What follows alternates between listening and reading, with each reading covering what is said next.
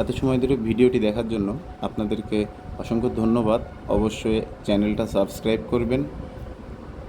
আপনাদের দোয়ায় আমরা সুইজারল্যান্ডের রাষ্ট্রদূতের মতো একজন সম্মানীয় ব্যক্তিকে দেখতে পাচ্ছি আমাদের প্রতিষ্ঠানে। আল্লাহর অশেষ রহমত।